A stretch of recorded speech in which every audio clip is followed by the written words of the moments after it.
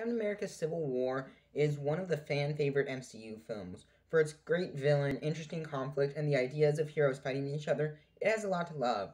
But when I hear people talk about it, I almost never hear about how one of the non-Avengers films adds so much to the universe, taking previous characters and giving them a reason to fight which fits. So today, Stone Fanatics, we will discuss why Civil War is such a compelling film. Now, the first thing I want to cover is how it builds on previous character points. Now, for the main two guys, first of all, Captain America. We first see him in Captain America, the First Avenger, where he gives himself to the government so he can fight in the war. But he goes and is used as a human pincushion and a dancing monkey. He knows he can do more, but they won't allow him. So this starts his trip to rebelling, where he goes to save Bucky. In the end, he sacrifices himself for the world. We next see him in Avengers, where he works with S.H.I.E.L.D., but quickly realizes S.H.I.E.L.D. isn't telling him everything.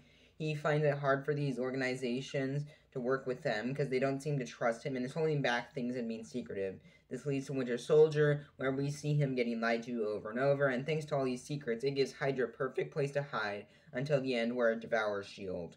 In Age of Ultron, he has Tony and Bruce go behind the Avengers' back to try to create a world peace AI, but it blows up in their face to create Ultron. Time after time, Steve works with people who have ulterior motives or incompetent leaders. So from this point of view, it's not only that he's trying to prove Bucky's innocent in the film, but he also doesn't know who's going to be making the calls for him. It could be someone incompetent or evil.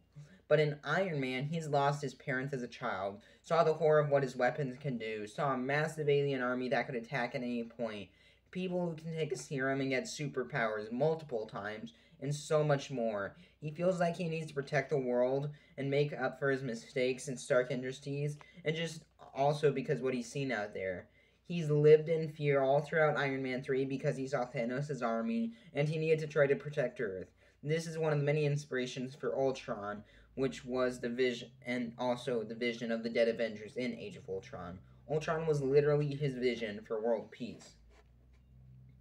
So when someone confronts him about all the danger he's caused trying to help people, he gets put back into that state of thinking where he needs to protect everyone, and he's a failure and all that, which is why he signs, because protect everyone, which is why he signs, because he keeps making these problems, whether it's bombs, villains, Ultron, or any other mistake. For Wanda, like I said in a previous video, she's always looked for controls and security. After her time with the Avengers, she thinks the Avengers can bring security, and the fact that there's someone controlling her, she didn't like. The main reason she turned was that when Iron Man was trying to protect her, he was getting rid of her free will, so she had to go with Cap. He was literally imprisoning her.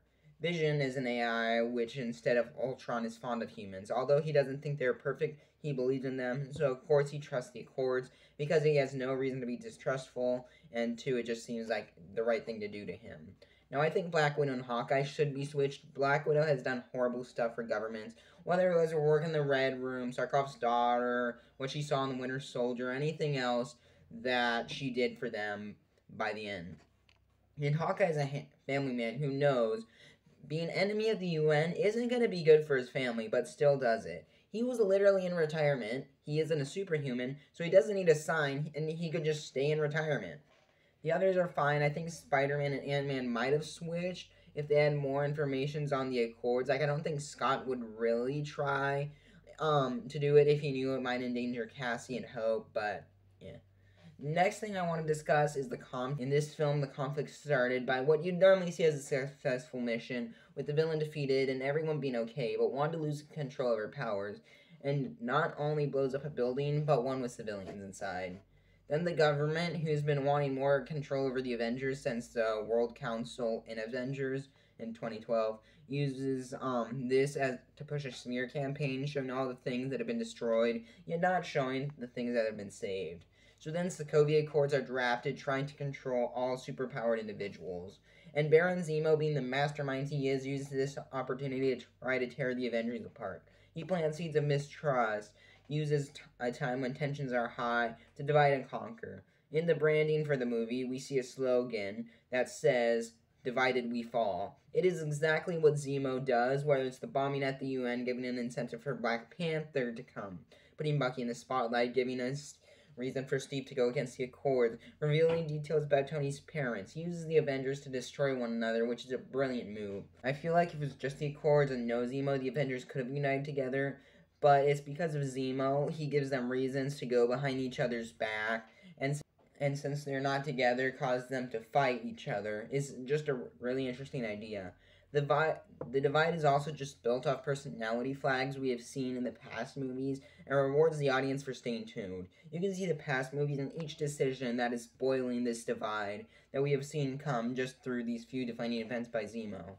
And thanks to all of that, Zemo goes to jail and in the end still wins as the Avengers are dividing, making him one of the smartest and most important villains in the whole MCU. And the last thing I want to cover is how this affects future projects. With a film that divides up the Avengers and makes the divide this big, it would ruin the movie if they didn't respect it in the future. The most obvious is how it leads into Black Panther and Black Widow. Black Panther, T'Challa's need to lead his country after the death of his father. And in Black Widow, we start with Natasha on the run from General Ross and reconnect with her old family in the absence for the Avengers. And in the end, realizes she can bring back the Avengers too. Next, we see Disinfectant Infinity War, where in the opening scene, Tony wouldn't call Captain America about Thanos or War Machine welcoming Cap and turning his back on Ross, which gets rid of military support. But with the Avengers not united, it's very easy for Thanos just to come in and win. And of course, the Sokovia Accords pop up every so often, like in WandaVision, just for one movie. That's a big impact. Thanks to Zemo, half the world got snapped away. Consequences of this movie were severe and direct from what we saw on screen. And I think those are the three reasons why Captain America Civil War is so compelling. It builds on what we have seen before, it has natural conflict, a genius villain, and lastly, it leaves a giant impact on the rest of MCU, as it should. But what do you think? Do you agree, disagree, or anything else? Leave it in the comments down below. Anyway, thanks for watching, and until the next one.